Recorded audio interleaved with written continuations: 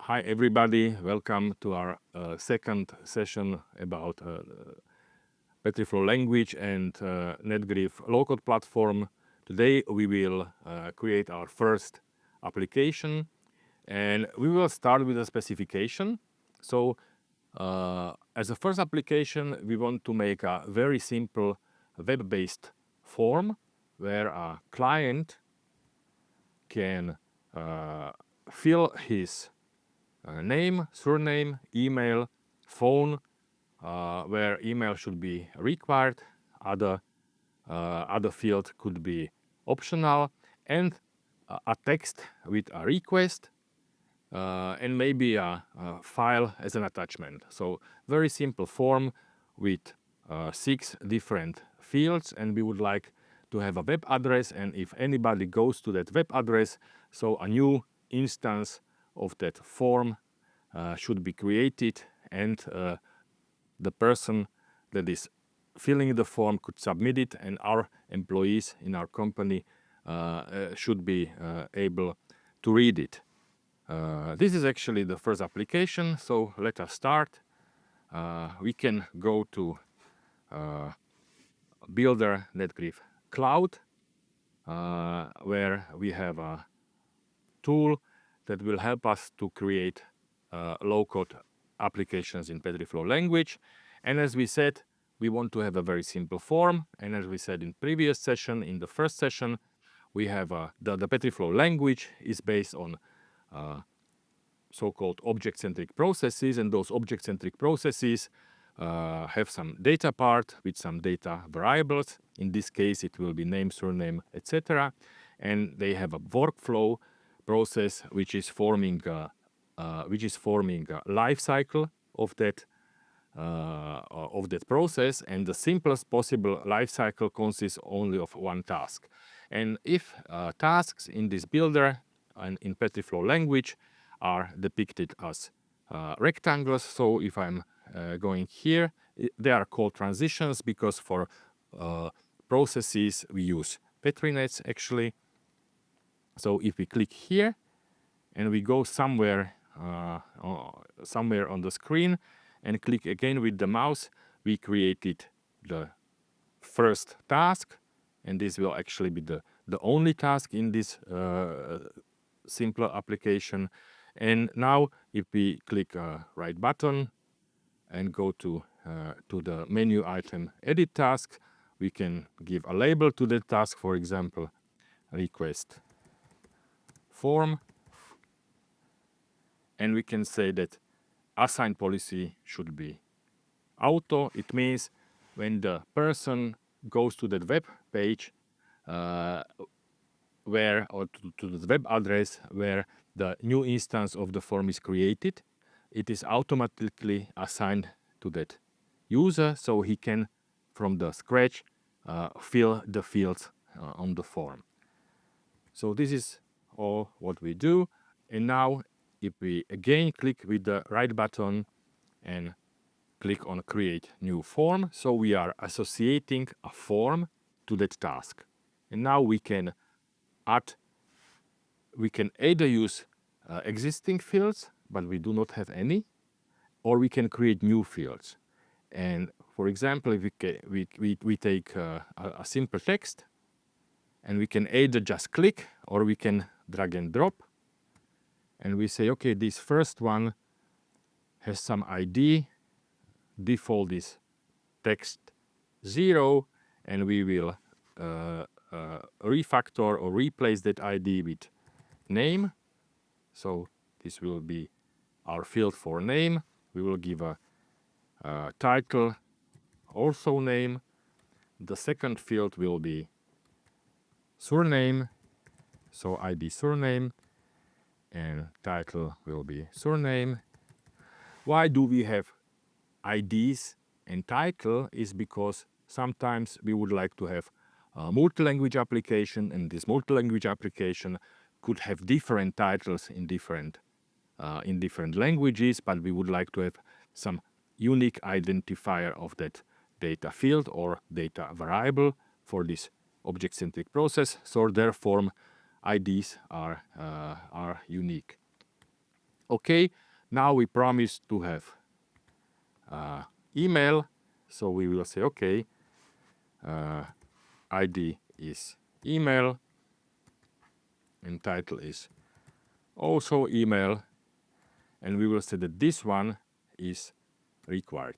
We see that all these fields are from the beginning default set to editable. We could change it to visible, hidden, or forbidden.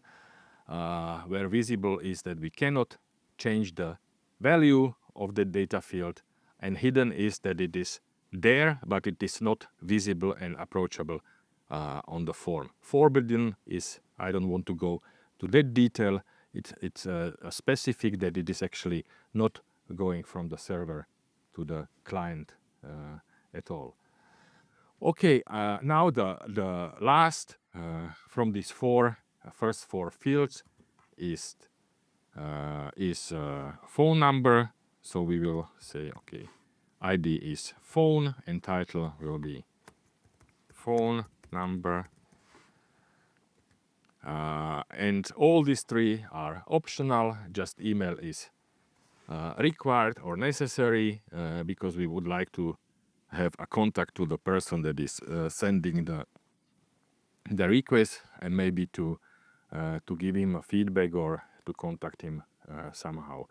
Okay, now we will add the text of the request itself. So we will not use text as a simple component, but we will use text area. And we will say, okay, this is request text. And title will be request. Okay. And the last thing that we would like to add is a attachment, which is of the type file, and we would like to have a preview. Just to click there, make it bigger, and we will say it is attachment, and the title will be attachment. Okay, as we see, the fields are placed into a grid, and we can change the number of columns of that grid. For example, if we say, okay, we have 6 columns, or we have again 4 columns, so we can change the number of columns in that grid and move the components if we want, like putting it somewhere, making them bigger or smaller. And in that way, we can customize the form. So now form is finished. And the last thing that we need to do to have our first application, simple web form, is just to change some metadata of the object-centric process. In this case, very simple one with just one task. And we will call it simple request. Again, we have ID, and we have a title, and we have initials because we can have more applications in our eTask. We said on the last session that eTask is one of the main products of Netgrif platform, or main parts, where we can manage our processes, and because we can have them more than one in lists, so we would like to give some abbreviation or some initials. We will say that this is, for example, RQS. Okay, what means that we say the default role and anonymous role is set on. It means that anybody in default role means anybody who is registered, and anonymous role means anybody who is even non-registered can approach the tasks and forms in this application. Okay, now I'm actually finished, and I can export this object-centric process to a source code in Petriflow language, just clicking on this button. And when I am opening it, So I see that it is actually a XML-based. It is an XML-based source code. Maybe if I open it in another editor to see it a little bit better. So I actually see that I have these data attributes or data fields as I created them by dragging and dropping on the form. They are even readable in this source code. I see here the ID and title. Then I see here the task itself and the form. In the task, actually, I see that the form denoted by tag data group is a grid, has 4 columns. This task has an ID, and the form has an ID too. And I see that I have actually references to data field. For example, I have here reference to data field name, which is editable, and it's in left upper corner. Takes 1 row and 2 columns. Yeah, and I see actually that I have in that way created the form. That's actually the source code that I generated. If I go back, I drag and drop these data fields to this form, but actually on the background I created data variables of that process. So we distinguish between data variables or data attributes and their appearances on forms. So one and the same data variable, like name, can be on different forms, and on different forms can have a different behavior. For example, on one form it might be editable and even required, and on another form it might be just readable. So, and now what we can do, we can actually open a web page, eTask Netgrif Cloud. And if we open that web page, we can sign up, enter an email address. For example, I will try to start Petriflow netgrif.com. So you can give your own email address and submit, and you will see that you should get an email with instructions that is sent to your email address. And if I go to my email, so I see that I got that registration email. And if I just click on sign up here, so I can fill my name. My name is Gabriel. My surname is Juhas. I should enter some password and repeat the password. And I can accommodate a name of my workspace in this cloud version or cloud installation of Netgrif low-code platform that is accessible to everyone, and I have to agree with terms and conditions, and we would be happy if you also agree to receive some communication to get some materials from us. And when I will register now, so I already can log in using my email address and my password. And if I go here, I will save it. So I see a client of Netgrif low-code platform where I can manage my processes, and I can add new users that could work with those instances of those processes and could attach roles to those users, could upload new processes, and where the users can then work with forms and with tasks that are assigned to them.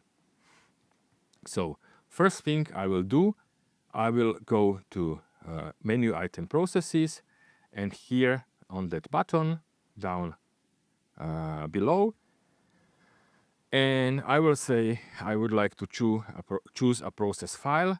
And what I did, I actually go here, and this is this simple request that I created just a couple of minutes ago. And when I will open it, and I will say I would like to upload it as a major release because it is the first version of my object-centric process application, a simple web form, and I click on done. So I see that I already deployed that application, that simple form. And if I click here, I see the details. It is version 1. It was uploaded just now. This is the identifier. This is the identifier of the object-centric process itself, and this is the workspace name. I see the title. I see the author, and what I also see is a public URL because I allowed anonymous role. That means anybody from the public can actually go there. Public URL was copied, and now if I'm opening the incognito window to simulate that somebody somewhere is entering that web address, and now I'm just writing here this web address, and anybody who goes to this link will create a new instance of that form. Yeah, that I actually very easily dragged and dropped a couple of minutes ago. And I see this is actually the address of the cloud instrument of the platform. And it said, okay, there is a process with an identifier, and this is the identifier of the instance. This here is identifier of the instance, yeah, that I created. Okay, so anybody who gives this address, this link, will create a new form. We can try it, for example. We can go here, and we can give again here another one, and I see that this one, which ends with B0C, is different one than this one that ends with F5E. So these are two different forms.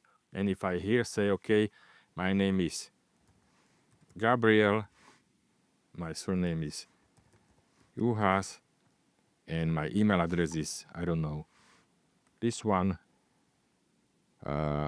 and please do something for me. Hey, I can attach a file here, like for example this one. Yeah, this is the PDF file where I started today. And if I click on Finish button, then actually I submitted the form. Yeah, and when I go back here and go to all my cases, because we call instances of a process a case. So I see I have here two different cases. This is the older one, and this is the second one that I created a minute later. And if I go here, so I see the same task, and if I open it, so I see that Gabriel Juhas with this email address sent me this request with this file, and I can even download that file if I want. And if I go here, for example, if I go back to that incognito window and saying, hey, okay, Lubos, send me from his address another request,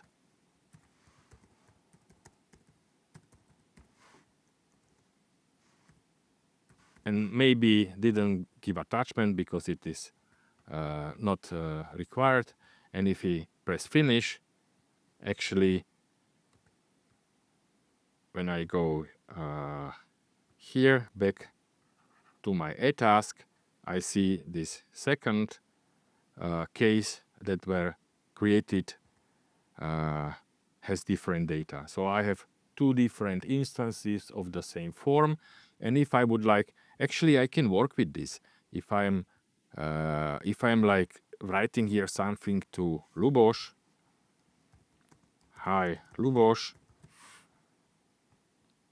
yeah, and finishing it, then if I go to incognito window, so Lubos see that I gave him some kind of answer, etc. So this is my first application that I created, a very simple form, and we have seen that it really takes just minutes to create such an application. It really takes just minutes. And deploying is just several clicks. And if I copy that address and send it through email to anybody, he can communicate with me using that form. Yeah. So what could we make better here? What could we make better here?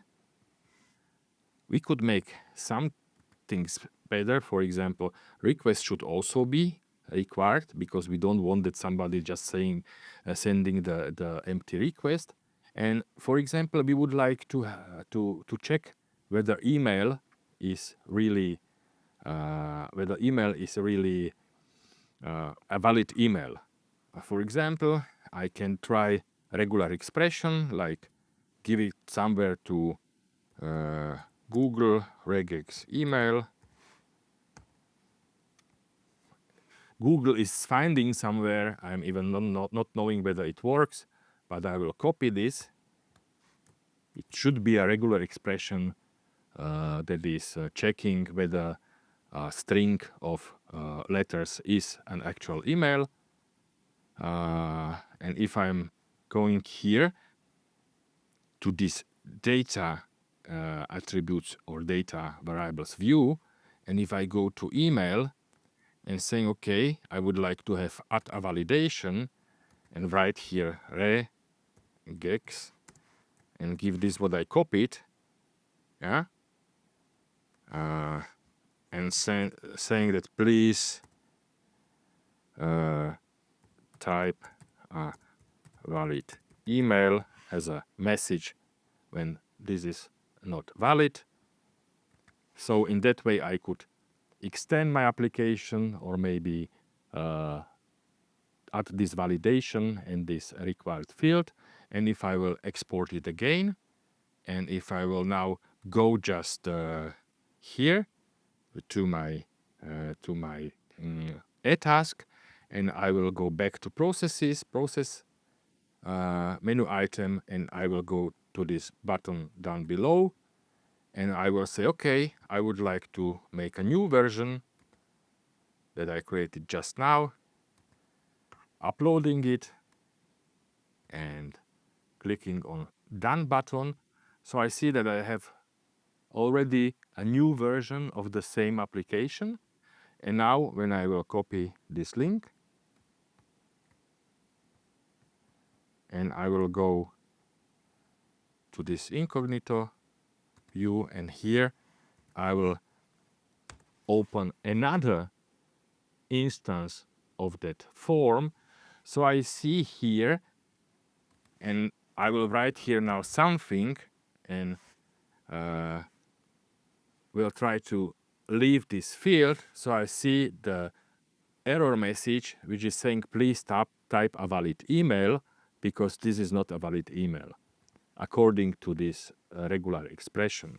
But if I give here a structure of valid email, so the error message will disappear. And I see that if I would like to finish now, so I cannot because this field is required. So I do not have any text here, so I cannot finish. But I see the previous two the previous two instances are working. If I'm trying to finish something here without email, so it works because the old instances are behaving according to old version of the process, and the new ones are behaving according to new version. So I have here the three different instances, two of them according to the first, and the third one according to the second version of the process. And this is actually end of this of our first application. So I hope that you enjoyed. So you really can do it maybe in half an hour to create and deploy your very first web-based application and to register and to play yourself with Netgrif low-code platform and local language Petriflow. So see you later. Hi everybody. So we are back with the second example, which actually will be a extension of the first simple web form that we created. This was our specification. So we wanted to have a web address. And if anybody goes to the web address, so a new instance of a web form is created where a client or our customer can enter his name, surname, email, phone, a text with a request itself, which should be a required field together with email, and a file as an attachment. And we have created such a very simple application using Petriflow language and Netgrif Application Builder. But what was the problem? That we had the same form that could be edited by our client when he sent our the request, and could also be edited by our employees who were logged into eTask of Netgrif low-code platform. So now we would like to add a simple workflow process to this simple application and to create a real object-centric process from this very simple web form.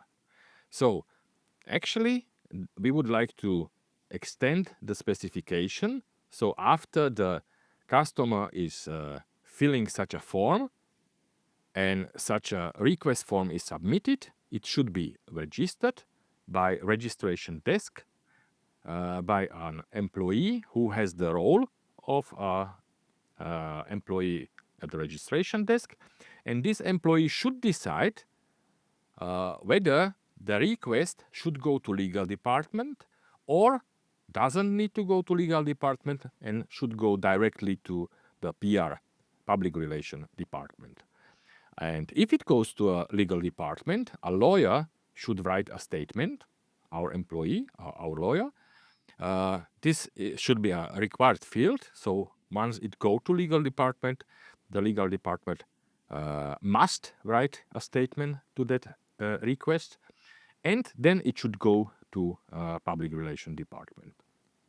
And when it arrives to public relation department, a department employee should see the statement of the lawyer if it went through the lawyer, or if it didn't, so he doesn't need to see the statement of the legal department, but the employee at PR department should be able to write a polite answer to the request, and all the time the user who submitted the request together with employees should see the status of the request and finally the answer to the request from PR department. So this is actually our requirement to our first really process-based application. And what we will do, we will actually, as a starting point, use the application that we created in the previous video. We had here a form with name, surname, email, phone number, where email is a required data field and request text is required data field, and we have here an attachment as required in the specification of the application. And we also have a small validation of the email using regular expressions that we found somewhere on internet and copied it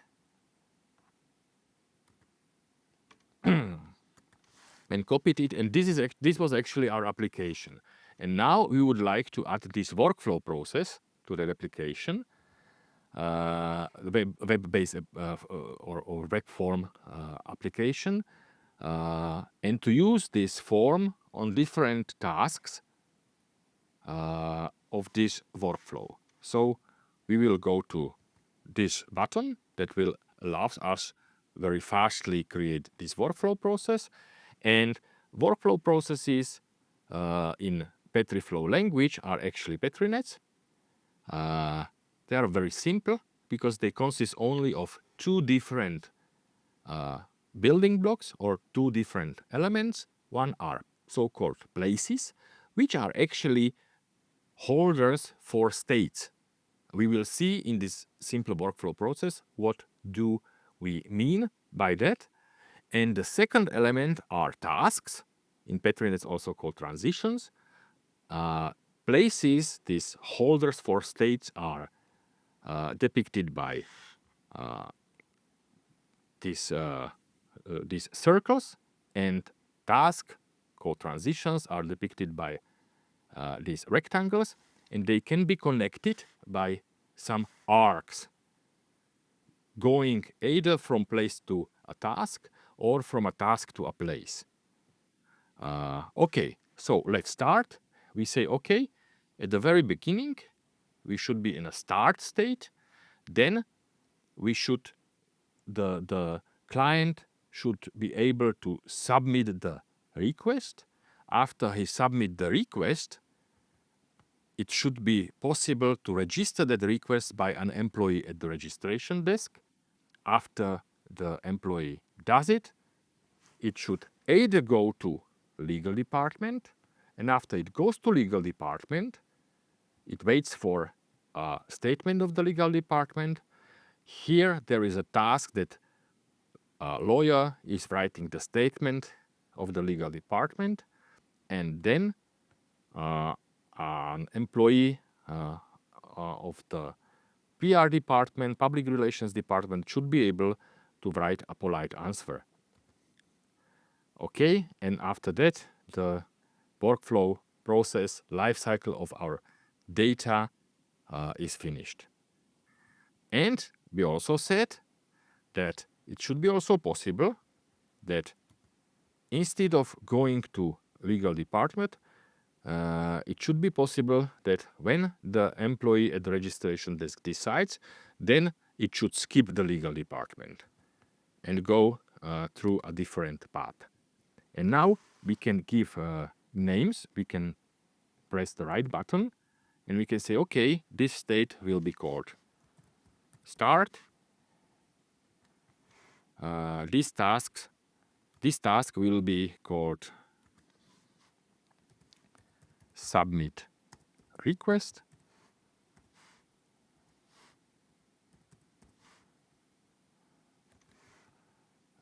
This place will be called submitted, because here it is submitted. Now this task is called register, and after task is performed, it goes to a state registered, and after it registered, it either goes to legal department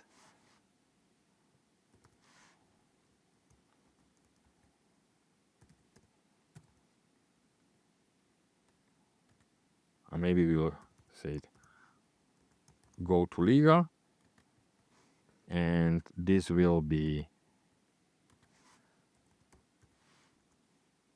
skip legal. And if it goes to legal, so here is waiting for statement of legal department, or we can say, okay, waiting for legal. And here is the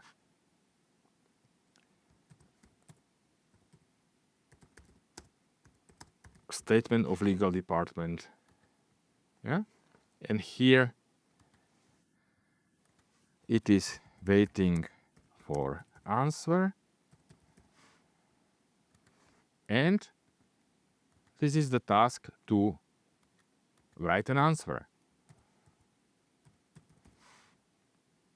And we also said that we would like, after a request is submitted, yeah, if we go here, so we see that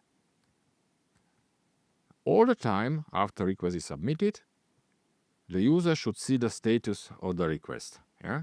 So if we go here, we need to make a parallel state here using a place that will be connected by an arc outgoing for task request. A submit request. Here we can also call it submitted. So it is actually a parallel branch, and we could have here another task that we will call status. And we will connect this task with so-called read arc. We will explain now what are the differences between those read arcs and those standard arcs.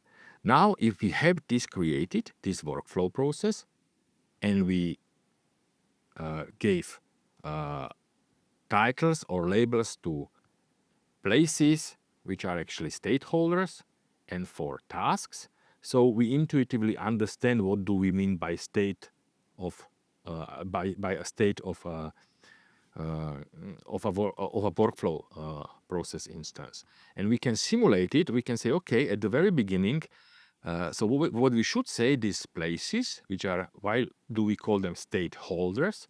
Because they actually can carry some black tokens. In this very simple example, each place can carry one black token.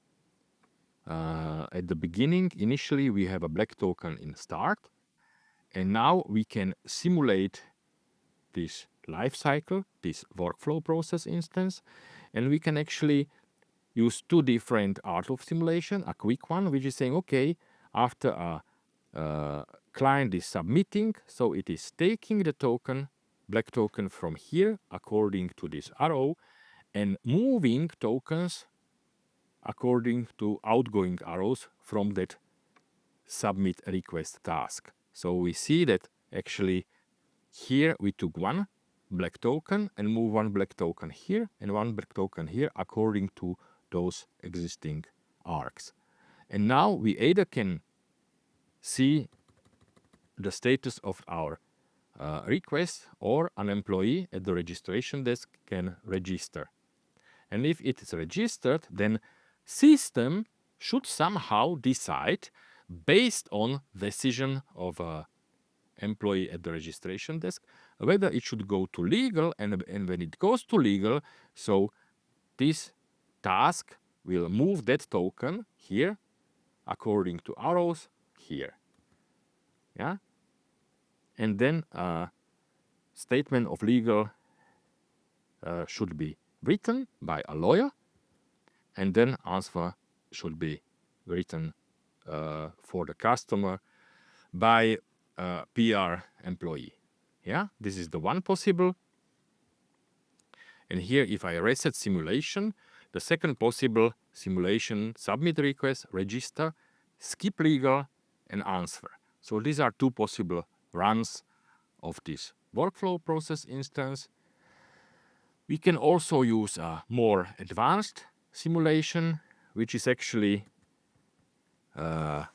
taking into consideration that these are actually tasks, and this task has a start and it has a finish. So if I'm submitting a form, and we, instead of saying about start, we speak about assigning a task to a user, because it means you cannot start something without a subject that is executing that task. And this user might be a system user, it might be a person, it might be another machine, but a user is somebody or some entity, some subject that is executing that task. Yeah, and start of the task actually means that we are assigning a task to a user. So, and if we have this advanced simulation, which is actually this button, and if I click on submit request, it means that I'm assigning this task to a user. We can remember that we can make a auto assign policy, so it might even be auto assigned. Yeah, so at the very first moment when it can be executed, it is assigned to a user. And now we can either cancel that task, so giving that token back, or we can fill the form, and after we fill the form, we can finish the task and move the process in the next state. So we see here that a task may be assigned to a user whenever it's green, and it is green whenever it has enough tokens in places that are connecting to this task by an arc outgoing from the place and ingoing to the task. And if they are assigned, they are actually consuming that token and carry the token during the execution of the task. And once a task is finished, so then the token or more tokens, when there are more arcs, are released and moved to places that are connected with that task by an outgoing arc from that task to that place. So once more, if we, for example, start to or assign a form to somebody, so he's starting to fill in the form, that this token is consumed and it's actually carried by these tasks. And when we are finishing, we see all the outgoing arcs. This is this one and this one, and to all these places, we release a token. Yeah, so there is nothing like preservation of number of tokens that I'm consuming and producing. Here I consumed it as well, one tokens, but here I actually doubled the token. I make a parallel branch. Yeah. So in that way we can simulate it. So we have actually three basic events on tasks, and these three basic events on task are assign, finish, and cancel. So we see that different tasks should be performed by our employees in different roles. So we can go to role edit view, and we can easily add some roles to our process. For example, we can add a role registration. Again, we have ID and title.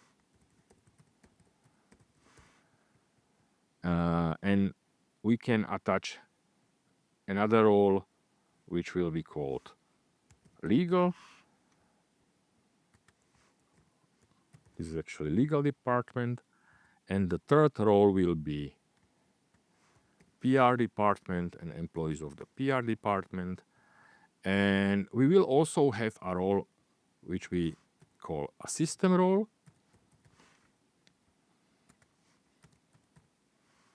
because some of the tasks might be executed by the system itself. And now what we can do, we can associate roles with tasks, or better saying, with events of that task. So, for example, we say that the register task, and if we go to permissions, register task may only be performed by people at the registration desk. So we could go on the level of different events, but we won't perform actually means that all of the events on that task may be performed by a user that has attached this role registration. And then we want that a legal statement of the legal department will be performed by people that has the role legal, and answer will be performed by somebody who is at the PR department. And now what the system roles? So we want that go to legal will be performed by system based on something that will be done here by the employee of the registration desk. And skip legal will also be performed by system. And we also do not want that this request form will be approached directly. So we would also like that this is only accessible by the system or by some users that have the role system. And now the question is why we don't need to attach a role to submit request and to status.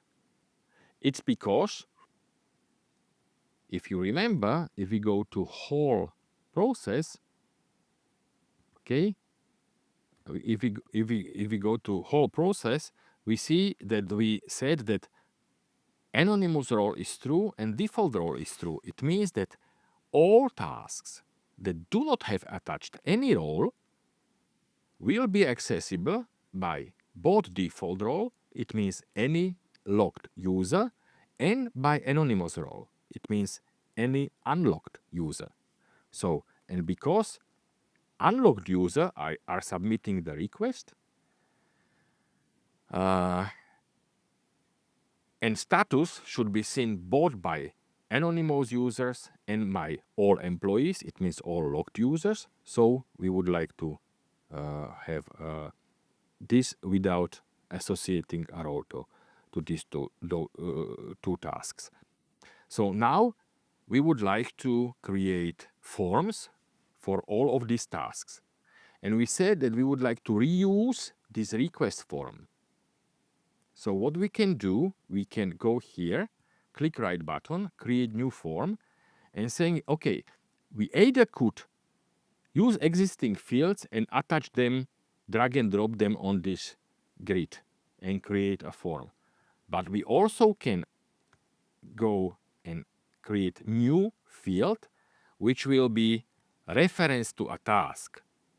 This is a special data attribute that allows us to use forms as subforms. It means tasks as subtasks. And I'm saying, okay, I'm adding here this kind of data attribute. I will change it. It will be reference to request form. Sorry. Reference to request form. Yeah. And actually, when I created this data attribute, it has no initial value. But I would like that the value of this attribute is exactly this task as subtask of this task. So I'm going again here and I'm saying, okay, this reference to request form should have an initial value, and initial value should be request form, this task one. Okay, when I did it now, so I have a new data attribute, reference to request form, and its value is the reference of that request form, or if you want to have it simply, it is the request form itself. as a sub form or as a subtask. When I did this, it actually means that this form will appear here as a subform. Yeah, and once a person is submitting this, I would like to make a form to task register. So I'm saying, okay, create new form to this task. And here, I would like to add a Boolean slider. I will move it somewhere here. And I will call it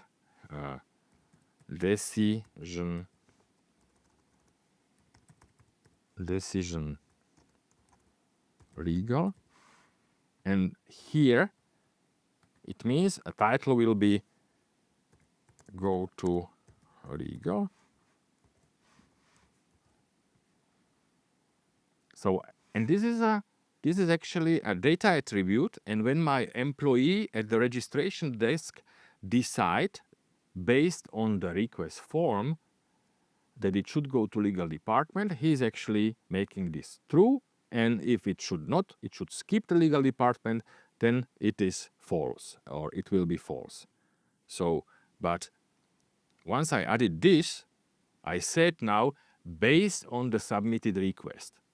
So the employee at the registration desk should also see this submitted request. But I already have this reference to request form. Okay, I have already this reference to request form, so I can give it actually here and say, okay, he only should see it. The employee at the registration desk should not be able to change the submitted form. So I'm saying, okay, for him it is, or for her, it is only visible. Yeah. So what actually this means, it will be a new data field on this form, and it will be the whole submitted request form just visible, not editable, using this data field. So what I actually did this submit request will have this as a subform, but editable. After it is submitted, people at the registration desk could see the same form and could decide or whether it should go to legal or should not go to legal. These two tasks will not have any form because they are system tasks. In general, I could call a web service, a third-party system here, maybe to check whether all fields are valid or whatever. But here I want to create a new form, and here I would like to have, again, the lawyer should see, so it should just be visible, the submitted request form. But lawyer should also have a new data field, which is text area, which we will call statement of legal.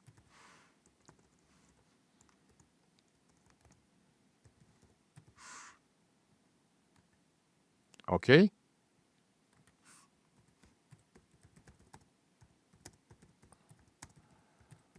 And title statement of legal department. And here I would like to have form where I again would like to have this because also the people at the PR department would like to see the submitted form. Yeah. And I give it here. And it also should be only visible. But I would like to have here a new data field, which is area, text area, which is called answer. Yeah. And title is answer. But I would also like to have here this statement of legal department. But I would like to have this not as a simple component, but as a text area. Yeah, so I can add I can have different appearances of the same data field on different forms. Yeah, so I could have on one form text area, on another form simple text, or maybe HTML area or whatever. So, but what with this is not always, this should not always be visible. It should only be visible if I go through that path that it goes to legal. If legal is skipped, it should not be visible. So at the very beginning, I will say the behavior is hidden.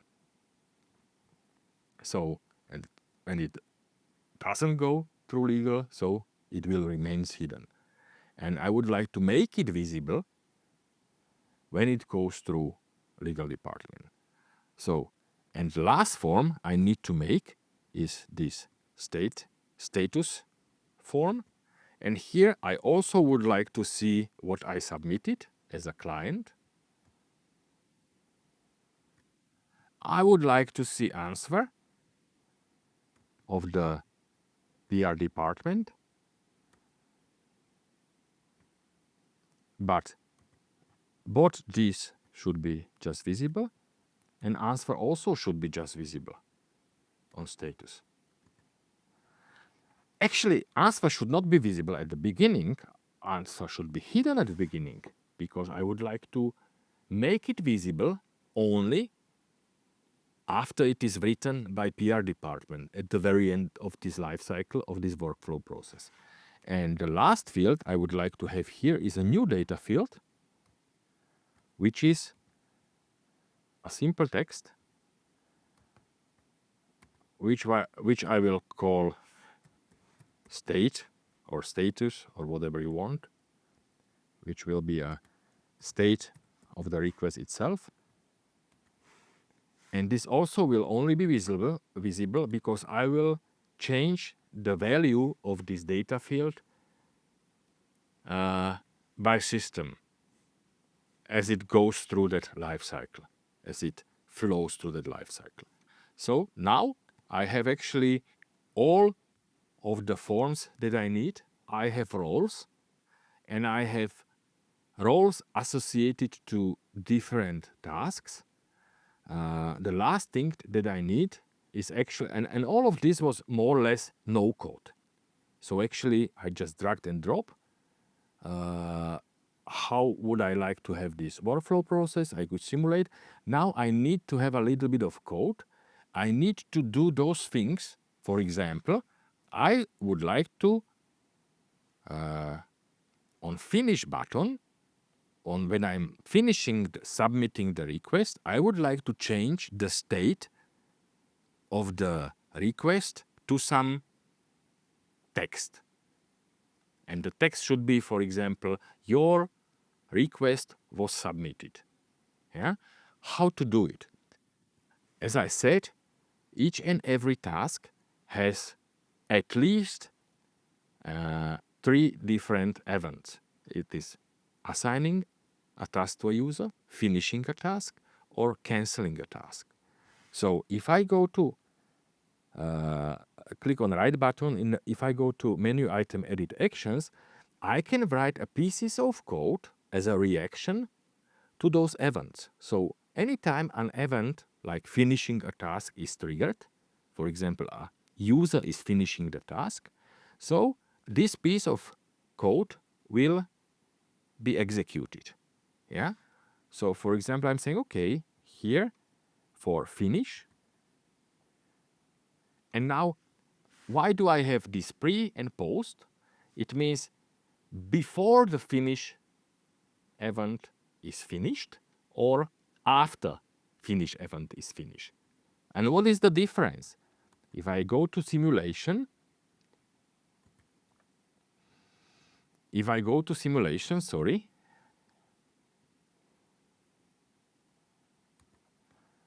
and if I go to this more detailed simulation, I see now I'm assigning and now I'm finishing.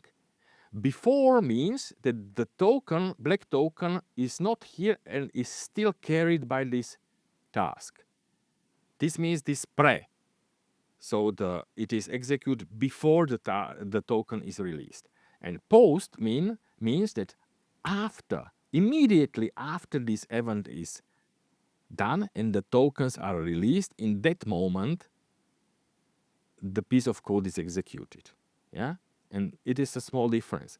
If I also do have events, if I go, for example, here and go here and edit actions, I see I also have events on data references or data attributes. And events on data references on data attributes are set and get. Set is when the value is changed, and if a value is changed, it is also pre and post, because post means that I'm working with the new value. After the value is changed, I have a new value of some data attribute. Yeah, and get is when I'm getting the data from server to my computer. Okay, but now forget this and now come to this finish. And for example, in pre, we add an action, and because we do not expect that anybody should remember the syntax of the programming languages, we say, okay, just go here to functions and say, okay, I would like to change value of a data field. And which data field? And it is, and when I click here, it is automatically generating this code for me. And if I go to this data field, it is offering me, and I say, okay, I want to change the state, and the value should be some string. Now I need to know the string in programming languages are written like this, and here I just writing my my string. As I said, your request was submitted. Okay? And this is what will be the new value of this state. And this new value will be set when I'm finishing this task. So when I'm actually doing, I'm filling the form, and when I'm finishing, just before these tokens are released, the state of this variable is changed to your request was submitted. So it will appear on the screen here once a client see this task. Okay? And in very similar manner, if I don't want to go and click here and change through this menu item, I can go here to Action Edit View and just saying, okay, after registering, I would like add finish button, add pre, add an action, go to functions. I would like to change value of data field state to string,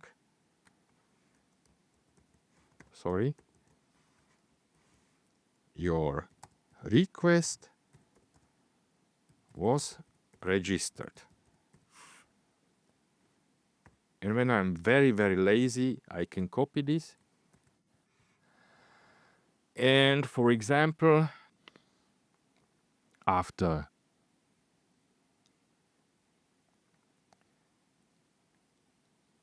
answer is done, I would like actually go and make a new action in finish preface. And here I would like change this to the string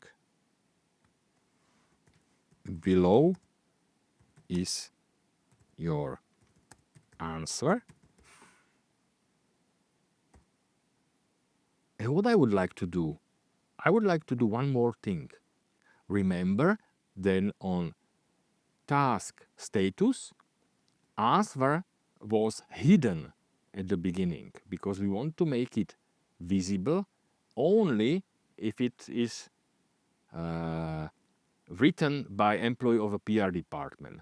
And this is exactly the moment when it is okay. maybe we should go here and we should see how the form looks like.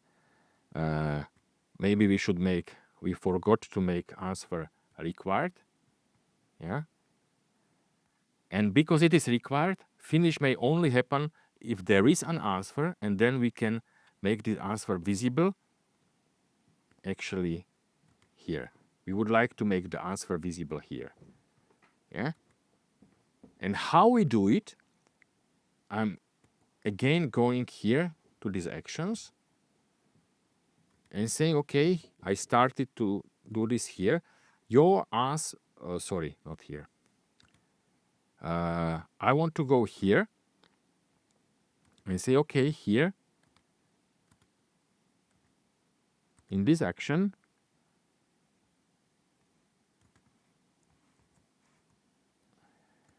okay, in this action, below is your answer. I would like change the behavior. I would like to change behavior.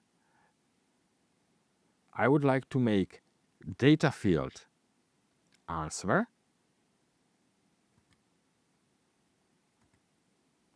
visible on task or transition, if you want, status. And I would like to make it always. So as a condition, I'm saying here true. Here I could give another condition depending on some other values of other data variables. I could say, okay, make it visible only if something happens somewhere else. Okay, and with this, I'm writing on status this as a value of state text variable, and I'm making the answer text visible for the client that is submitting the request. And very similarly, I see here in answer that statement of the legal department was also hidden at the beginning. So when it goes through legal, and when it is here, and when I am finishing the statement of the legal department, so then I also have to change behavior, make data field statement of the legal department visible on task answer. I will hide this to make it easier, and I would like to make it always. So in this way, when I go through legal department and I'm finishing the statement of the legal department, I am making the statement visible on answer task. And the last thing that I probably forgot is, if we go to this form, the statement of the legal department also should be required. If you remember the specification, if it goes to legal, a lawyer should write a statement, and in specification it was given as a required field. Therefore, we are making it here as a required field. Yeah, and we are almost done. The only thing that we have to do is to make this split here. We have this XOR split. It either should go to legal or it should skip the legal department. And how we can do it, we can go here and remember, this post phase of an event meant that when I'm clicking on finish, and when I'm making an action in post phase of finish, it is immediately after the token is released. But immediately after the token is released, both go to legal and skip legal can be executed. Yeah, and actually what I want that immediately after register is finished, I would like to add a statement that if the decision legal was true, I would like to assign and finish go to legal. Otherwise, I would assign and finish assign and finish skip legal. Yeah. So now let's go. We will write it slower. Like here in actions, I would like not only have an action in pre-phase, but also in post-phase. After the token is released, immediately after, I would like to add a simple basic function, which is if-else statement. And I would like to say, okay, if, and I make this like, I would like to make like, if data field go to legal, which was this decision, this slider, if this data field is true, then we would like, and now again I will help with these predefined functions, then we would like, I need to go here and say, okay, I will make an asynchronous execution of, I would like to assign go to legal and finish go to legal. On else, I would like to assign skip legal and finish skip legal. So this actually means that if the employee at the registration desk made that slider true, then it should go to legal, so assign and finish. Otherwise, it should skip legal. And in order to do it, I don't need to remember all the syntax. I just need to remember that it is here in this async menu item. And now, the only thing I need to do is I could change the metadata of the process itself. I should say, okay, it is not anymore simple request. It is a normal request. Yeah, I will correct my small typos from previous example. I will let default and anonymous roles true, and I will say this. I will give different initials or abbreviation to make it more clear if I have more different instances in my eTask. Okay, now I can actually export this as a XML file. I see that I already done it like 29 times before when we make different courses for our partners or for our customers that are developing applications using Petriflow language and Netgrif low-code platform. And now when I go here and again log in into my eTask, as we have seen last time, and when I am going to menu item processes and I am going here to this button down below, and if I'm now choosing the generated source code of my request, okay, and click on done, so I see that I have the first version of the request process. It is a different process than this one with different ID. And again, when I go here to public URL, I can actually copy this public URL. Okay, and when I copied this public URL link, and now when I'm going to new incognito window and I am entering this web link here, so a new instance of the process is created. And if I go here, what actually happened, actually I created such an instance and I only see the submit request form because this has a role system and me as an anonymous user do not have the role system. So I only see this task here. What actually is this task is a subtask here. This is what I see. And what we see here I need to assign it. So we can go here, back, and to make it easier, we can make small adjustment. We can say, okay, I would like to have this assign policy auto. And if I'm making this small change and exporting it again, now I'm going here and I am uploading it again, this new version that I created with this auto assign, and making done.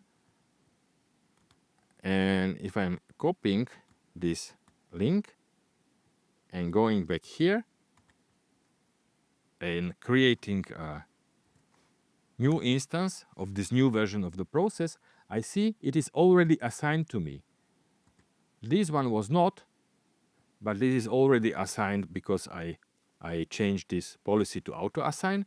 And when I'm like giving here some information about name, surname, and email, and I'm writing here a request, for example, please change my address in the contract because I'm a client of this small company that is making this process-based web application, and I am giving here a file, for example, I would say some copy of my certificate about new address, and I would finish.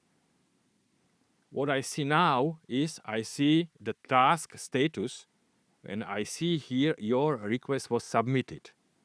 Yeah, and I cannot change these fields here because what actually happened is, if I go to this builder, what actually happened, it was auto assigned to me when it was created. I filled the data and I finished. Yeah, and the only thing that has no role and is accessible by anonymous user is this status. So therefore I see this state of the application. I do not see this because it has a system role, and I do not see this because only employees that has a employee that has a role registration employee can do it. And if I go here now to all my cases, I see the last cases was here, and I see, okay, I also as an employee can see the status, but why I do not see the registration task or register task? Because I do not have a role. I can go to role management and I can say, okay, the second version of request has a registration role, and I can say, okay, me as a person can have this registration role. Yeah.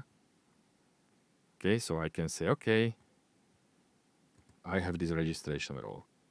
And when I go to all cases now, and when I'm going to this case, this instance, I see that I also I see that I already have this register task, and I can assign. Why should I assign? Because it might happen that we have more employees at the registration desk, and maybe not the first one that is opening the task want to assign this task. So I'm assigning this task. It means I want to perform or execute the task. I see here that a client want to change something in the contract, and I had a course as an employee that if there is a word contract, so it should go to legal, for example. So I'm saying, okay, go to legal is true, and I'm finishing. I can finish either here, or I can go down below here, and I can finish. I also see that I have this reference to submitted form, where I can see what was submitted. Okay, and I'm making finish, and if I go here as a client to incognito window, so I see your request was registered. So the status change because it was registered, and this small piece of code at the finish event of register task was executed. But there were two different actions, two different pieces of code on register, on finish event of register task. One was to change this state, and one was to execute, assign and finish, go to legal or skip legal. So it means if I go here, what actually happened now, I assigned this register. I, as an employee, made this slider go to legal decision true. And based on that, when I finish, immediately when I release this token, I made this action in post phase, which was if this is true, this decision is true, then assign and finish, assign and finish legal. So this was then executed by the system, and I am in this state waiting for legal, and this might happen, and this might be assigned by a lawyer. So, and really, if I go back here, and if I go to role management, and if I say, okay, me will now be a lawyer, and when I go to all cases, then I see here that I have a new task, statement of legal department. I can go here. I see that I have here the submitted request. I can assign the task, and I can write a statement of legal department based on the contract, the information about new address is enough, yeah, and we don't need to sign anything with the client. And now I'm finishing my task, and what happened now when I finished this task, well, actually I assigned, I wrote this statement of legal, and when I finished, I made visible statement of legal here on this task form. And really, if I go here, and if I in role management will say, okay, me will now be also a PR department employee, and I go to all cases, and I open this case, I see that now I have a task to answer the request. And if I open it, I see that I have here a visible statement of the legal department, but even when I'm assigning it, this is just visible. I have here the submitted request, and I have all the information as an employee of the PR department to write a polite answer. Dear client, we are very happy